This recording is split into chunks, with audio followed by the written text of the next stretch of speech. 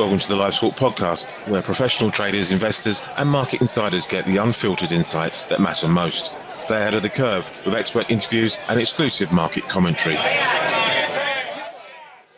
Before we dive in, if you want the news that moves markets delivered in real time, 24 hours a day, check out Live Squawk. It's our audio squawk service trusted by serious traders worldwide. Start your free trial today at livesquawk.com. No credit card required. Hello and welcome to Live Squawk's Market Talk, our preview show on today, Tuesday, was it the 16th of June, 2026. Today's preview covers the Wednesday FOMC interest rate decision. So we're recording this 24 hours ahead of the actual rate announcement itself. The announcement is scheduled for 1400 Eastern Time, 1800 GMT, and that'll be followed 30 minutes later by a press conference led by the new Fed chair, Kevin Warsh. So his inaugural press conference and meeting. To help me break down expectations for the central bank, I'm joined by regular contributors, Christine Short, Head of Research, Global Corporate Events at Wall Street Horizon, TMX Company, and Joseph Choi of the market blog, The Curve Advisor. Welcome to you both, and I'll bring you both in shortly. But before I do, just a quick disclaimer. The content provided on this channel is for informational and educational purposes only. We're not licensed financial advisors, and none of the information shared should be considered as financial, investment, or trading advice. Please conduct your own research, consider your financial objectives, and consult a qualified financial professional before making any investment decisions. Investing and trading in financial markets carries risks, and past performance is not indicative of future results.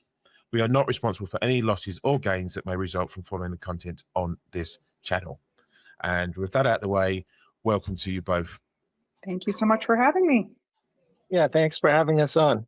No, I'm looking forward to this one. It's great to have you both on. So the last 4 months have been all about the crisis in the Middle East and the inflationary effect on the global economy. Obviously, over the weekend, we've had some advancement with a 60-day ceasefire MOU set to be signed later this week, hopefully, if all things go to plan. And that's let the markets, markets effectively decided breathe a sigh of relief, with all markets tracking at levels seen pre-war, and equity indices reversing some of the last week's losses, and S&P, I don't think, far off record highs. Just a quick note then on the preview. We'll have a look at the rate decision itself, and then we'll have a look at the effects of the Middle East war. So anyone who wants to have a look, we've got a preview up on the livesquawk.com website. Warsh set for debut as Fed holds line on rates. Fed seen on hold in unanimous decision. Policymakers poised to drop easing bias.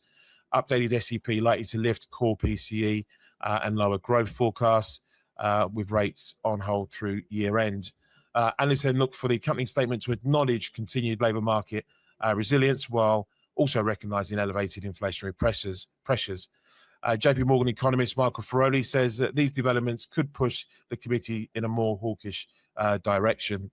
While Fed speakers remain comfortable with the current rate setting, their communications around the rate path are due to be adjusted, said Ferroli. At the last meeting, the three committee members dissented in favour of removing the implicit easing bias in the statement's phrasing, and this is expected to get further back in at the subsequent meeting tomorrow on Wednesday afternoon, Wednesday afternoon or evening, depending on where you are. Christine, I'll come to you first on this one. What are your expectations for the meeting? Again, so just to clear up, we're looking for rates to stay on hold at 3.5% to 3.75%.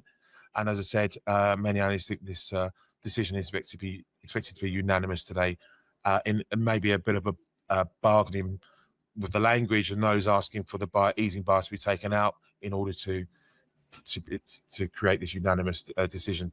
Christine, what are your initial views on what we're likely to see at the meeting?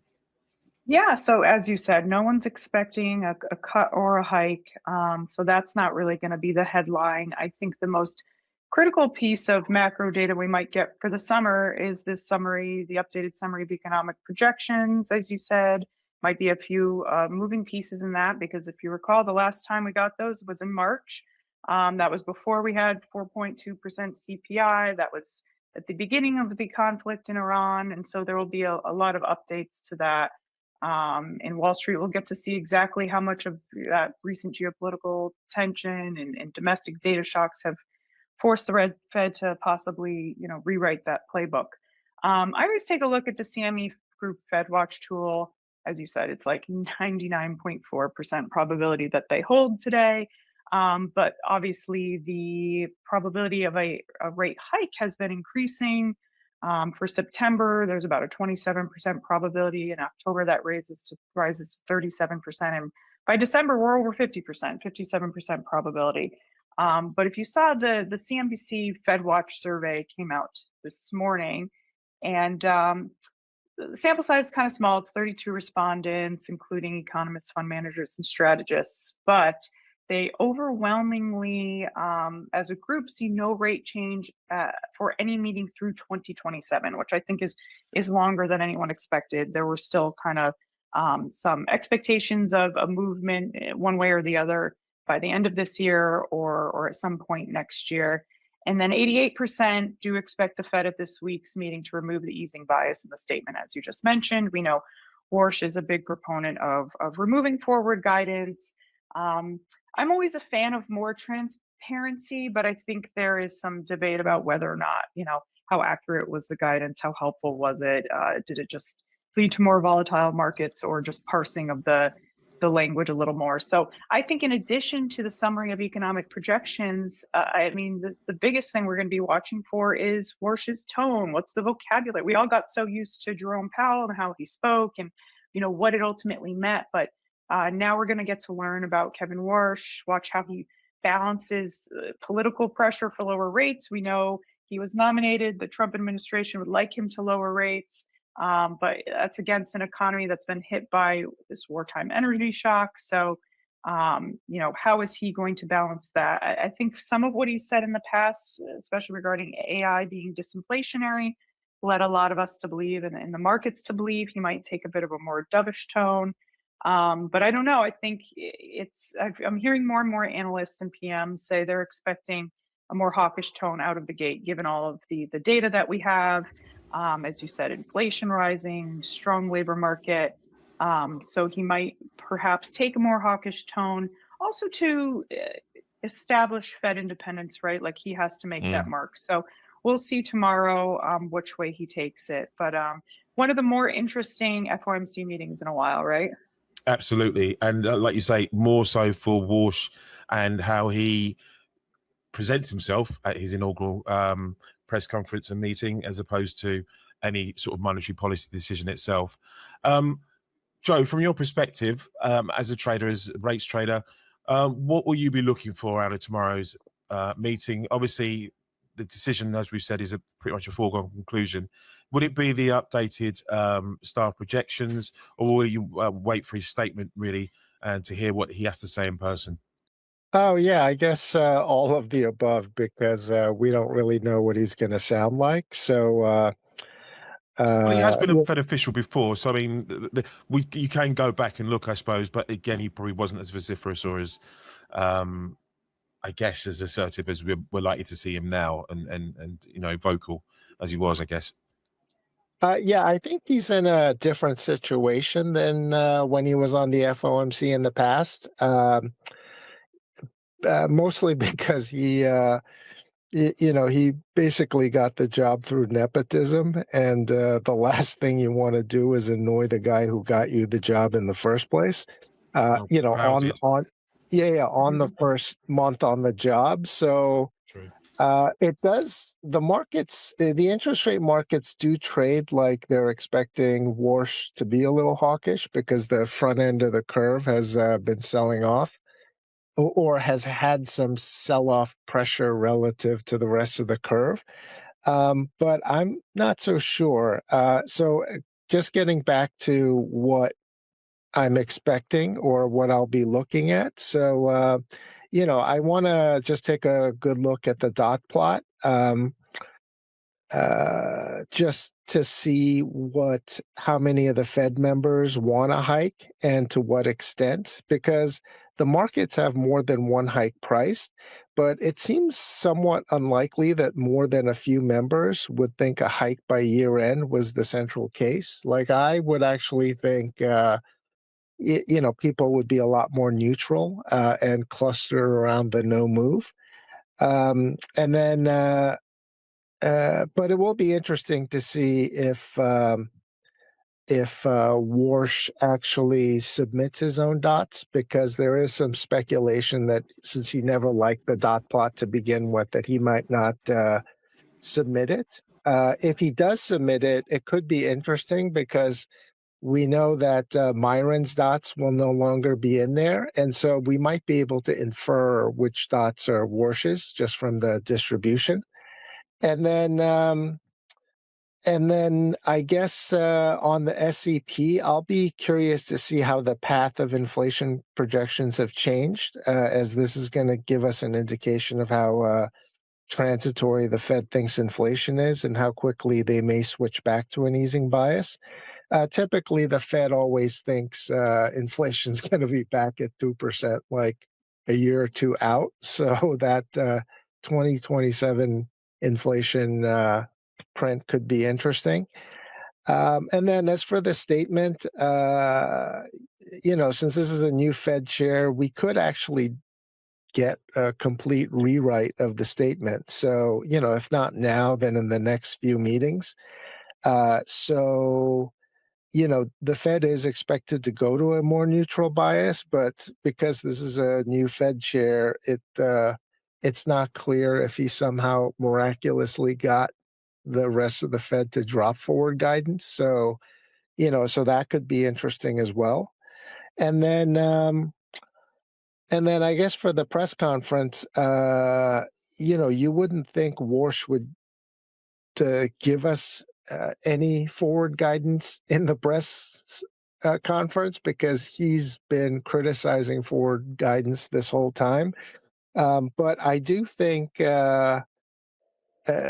he can give us some indications on certain things or certain policies that he's trying to enact. So any comments on reducing the balance sheet could be interesting for the long end of the yield curve. Any comments focusing more on a single mandate than a dual mandate? Any comments on switching to a focus more on trim mean inflation as opposed to PCE? Any comments about not paying as much in IOER, which is the interest on excess reserves? Because that's not something that I think Warsh has commented on, but it is part of that Project 2025 manifesto. So it'll be interesting if he says anything on that. And finally, just any comments on reducing communication. So whether it's forward guidance or the dot plot or the press conferences, or even the statement, I think could have some implications for the rates market. And then so a lot of these things, though, involve a vote of the FOMC. So the Lisa Cook case and how long Powell stays on will be very important, since that could be a 2-vote swing. So there are just a whole lot of things going on. And, and I think people should be prepared not to have this presser be similar to the, previous Powell pressers. Sure. Absolutely. Well, one of the things I was wondering about all that in terms of what the new directives, and I think you're right. I think this is, Christine mentioned as well. You can't get everything at once. You won't be able to do everything at once. So expect piecemeal sort of changes, and it'll probably want to take have a review. Listen. Warsh coming in and making changes is not a new thing. It's not a new phenomenon. Every Fed chair has come in and made changes and fashioned the Fed in his own image or her own image. So I don't think that's particularly unique or something that people should be fearful of. But like you say, it's going to be interesting to see on the communication front. We've had the Wall Street Journal whisperer, whose name escapes me right now. Will we still get those sources stories? Will we still get those sort of journalists with the Fed ear coming out with stories and markets taking a hold of those with some sort of credibility. All those sort of issues, I think, are going to be quite important. Christine, in terms of the messaging, then with Warsh, are you in agreement with Joe that he will come in off the bat and start to make these changes, or do you think also that it's going to be a deliberate and a sort of spaced out sort of change? Yeah, I think it'll probably be gradual, right? Like we said, there's so many changes that are rumored, or just that we assume from, hearing him speak in the past. But it's a new role for him. I don't think he's going to hit us all with everything at once. I agree with Joe about all the different pillars of the SEP will probably be slightly different, whether it's the dot plot and whether he votes or um, inflation. We know Kevin Warsh heavily favors the trimmed mean, so cutting out those temporary energy price shocks. So I think his commentary could try to soften somewhat ugly SEP inflation upgrades and argue that underlying core inflation is still structurally stable around the 2.8% mark. So I'll be listening for comments on inflation and how he tries to soften that, or just take out some volatile energy prices. GDP, looking for an adjustment there. They're expected to be dialed back slightly. Near term, I think, isn't it? I think for this year, for sure. Right. Like previous estimates were around 2.5%. And, estimates are that they get dialed back to low twos, 2.1, 2.2%. Unemployment, I expect the Fed's projection for average unemployment rate to hold steady around that 4.3 to 4.5. So, I think he eases into it. But again, I totally expect him to have his own spin. But again, what kind of tone he takes, and as Joe mentioned, you don't likely want to upset the person that hired you, but also he has to go by the data too, right? And so yeah, this is a credibility we'll thing. See how he manages that, right? And like you pointed out, Powell did, right? He certainly agitated Trump and all throughout, pretty much, but more so towards the end, and because he took that independent stance. So it'll be interesting to see how Warsh navigates that. Well, that's a low bar in terms of aggravating Trump. So I don't think that was a hard thing to do. And the other note is, I think Powell even said at press conference that, look, you should only pay certain attention to the dot plot anyway. He was, I'm not dismissive is the wrong word, but said take it relatively and understand that this is every individual's, every sort of member's personal view, as opposed to joining the dots and saying, well, this is what policy must be, or the policy path must be. So, even in Powell's time, he said take it with a pinch of salt. So there shouldn't be any kind of massive declaration in terms of that, I don't think. I want to move on to the wider economy, the US economy, and the latest news out of the Middle East. And firstly, just that in general, and how what we're seeing at the moment will likely affect potential policy down the road. We did discuss, the SEP and the forecasts, and inflation may remain elevated, I think, throughout the course of this year, on the headline basis at least, before starting to slow. And same for the growth. As I said, near-term growth is expected to taper, but again for 27 and the horizon thereafter, I think people are looking for it to maybe pick up again. Just in terms of, let's start with Christine, on the wider US economy. What are your first thoughts on where we're at the moment with the Middle East and the effects it's likely to have on the US economy? Yeah, I mean, you mentioned the major indices, really having a positive reaction to the news of a Iran deal. The bond markets weren't so convinced; they barely moved, and I think 1 or 2 days of energy prices falling, I think the bond markets are a little more skeptical of where this is going, whereas the equities markets are happy to see it, and things are going higher for other reasons. But I think we need to see where this goes, because we've seen this story before, right? Where we've got a couple days of positive news, and then things kind of go haywire. So we're looking long term here, and I want to see what materializes in the next few weeks. As far as the U.S. economy, we always talk earnings. That's sort of my bread and butter. And earnings, U.S. corporate earnings, so mainly S&P 500 companies, have been so good that I get emails from journalists asking if there's an earnings bubble, because they have just been so strong. We ended Q1 with over 27% growth for the S&P 500. Q2 is expected to come in over 20%. Those numbers have been raised going into the reports, and then 85% of companies end up beating. So the fundamentals are very strong, and it just shows that corporate America is handling 3.5 plus interest rates just fine. Big tech and consumer facing sectors have massively outperformed. Net profit margins last quarter, hit a long-term record. They're expected to come in at 14% for Q2, which would be the second highest since 2009. So all firing on all cylinders when you take a look at U.S. corporations, and no real signs of anything slowing down. Really strength across pretty much all sectors, but we know the AI trade is the major boost here, and those companies have been doing quite well. The Mag 7, anything tied to AI. CapEx is always in focus. We know the hyperscalers are set to spend 800 billion or more.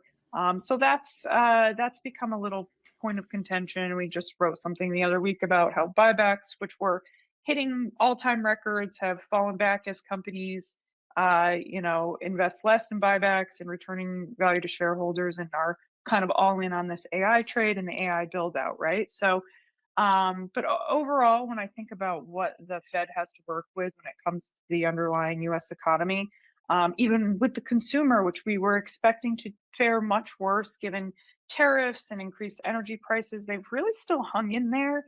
And as you mentioned, we got labor data a couple weeks ago, and that, also still hanging in there. Unemployment still at 4.3%.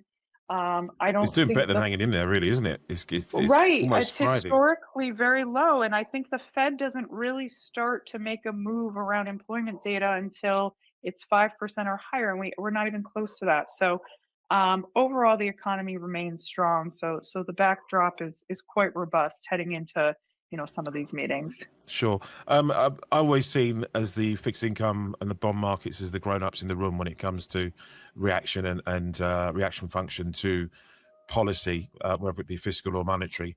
We have seen equity markets kind of look through the crisis effectively and continue to power on, albeit with a strong pickup from the tech sector.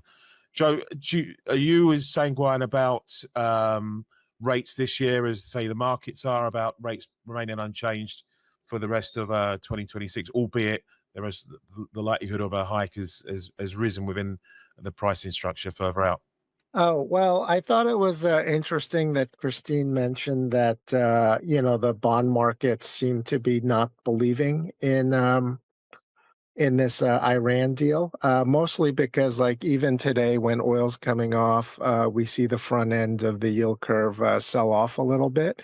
So I'm not sure if this is because of the war, because of the strength of the economy, or my best guess is that it's probably related to Warsh, that the markets think that Warsh might try to sound a little hawkish to maintain some credibility. But I have been taken aback a little bit that some of the hikes haven't been taken out in recent days. But getting back to the economy, everything looks good. I mean, coming out of this war, we're the number one oil producer, the number one food exporter, and the number one arms dealer. We also lead in AI and space ventures, and many people got tax refunds earlier this year, and the equity markets are at all-time highs, and we're also hosting the World Cup. So we have a lot of tailwinds to the economy, and immigration restrictions will probably be a headwind for the unemployment rate to rise, all other things being equal. but how AI affects the labor market in the medium term could be a little bit more interesting. And then, I guess the focus thus far has been on the Middle East, and I had two aha moments in recent weeks, and that's causing two very motivated parties. So it wouldn't surprise me that we eventually do end up signing this memorandum of understanding. So the first is, we knew for some time that Trump was motivated. He just wants to move on so he can focus on the midterms. And Iran had the time advantage, but that $300 billion redevelopment fund that we are allegedly offering or someone else is offering was kind of eye opening, because if you had the sanctions and the frozen funds, we could be talking about $1 trillion package for Iran. And that's almost three times their GDP. So this is like a crazy amount that we're putting on the table. How much they actually get will be kind of interesting, to try and pick out off of this memorandum of understanding. And then Is that not the deal of the century? Someone picks a fight with you, and tells you got to shape up, and you get nearly $1 trillion worth of investment out of it, for just going all right in after 4 or 5 months. I mean, it sounds brilliant. Oh yeah, yeah. So well, don't get me started. I know if I do, we won't ever stop. Oh yeah, and then it's only been recently that Iran became very motivated, because if it's true that we're escorting between 5 and 7 million barrels a day out of the Hormuz, that means we're probably running a net surplus of oil now. So if you factor in the pipelines, like China not buying, expanded production elsewhere, if you factor in all those different things, we've accounted for, all of the 20 billion barrel shortfall. So even if we don't actually agree to a deal, if we can maintain or expand the escorts, there might not be an oil shortage. And I think that's what the oil markets are trying to tell us, or have been trying to tell us, because it never went up to like the $150 a barrel or 200 dollars a barrel that people were saying we would. And I think there just been all these leakages and sources of potential leakages. So whether we get a deal in 60 days, I have no strong view, but I lean towards thinking that an actual deal might need an extension or two, because it's not clear that either of the parties are going to be that motivated to, give up concessions on the details. So, but I think the oil will still be flowing, like even with any kind of extension. So, there's also no pressure, for either party to give up anything. So, Well, we got the proviso that Israel stays on the sidelines. We have to add that caveat that this is all well and good as long as Israel stays on the sidelines. And Hezbollah doesn't decide to stir things up, and Hamas and everything else that goes with it. There are so many factors that play into this as well, that any one of those things could disrupt any of these the goodwill that we're seeing at the moment from both sides. So. Yeah, like you say, 60 days is a long time, relatively, and it just buys everyone a bit more time to sort of do this at a less rush pace, I guess. Yeah. So I think oil should keep going down for most of the year, Right. and then inflation should follow. I mean, Bloomberg's already calling for a negative CPI print next month. So Next month, as early as next month. yeah, so the print coming out next month.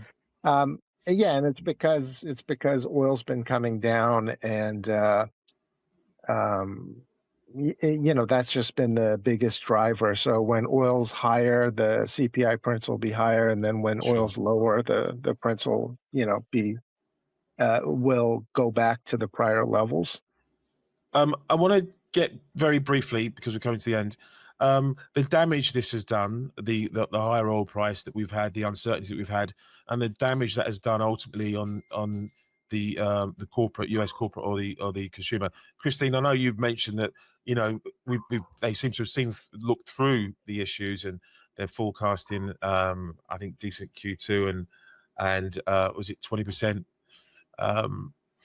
sort of returns or whatever for the next quarter. Is that sustainable? Briefly. Well, if oil, like Joe said, if things continue to go down, and as he also pointed out, you have to remember consumers were buoyed by these massive tax refunds during the first quarter of the year. I think tax refunds were something like 11% higher than they were last year. And so that certainly, consumers treat that as windfall. So most of them spend it, put it back into the economy, although depending on what income cohort you're looking at, we know on the lower income end, a lot of that was going into gas. Those consumers weren't spending on discretionary as much. They were leaning towards necessity, which is why we've seen particularly Walmart do so well in this environment, because they have about 2/3 of their revenue come from groceries. It's considered a one-stop shop. You come in for your groceries. Yes, maybe you sell some discretionary items as well. They have everyday low prices. So we've seen discounters, dollar stores do well from that. But yeah, the higher income cohorts have been carrying the overall consumer. They're still spending. They're looking through the higher energy prices. And I think if things continue to trend the way that they have, then I think you can see the consumer remain resilient. And that's what we're seeing in next quarter's numbers. Retail still expecting to do, depending, there's always winners and losers, right?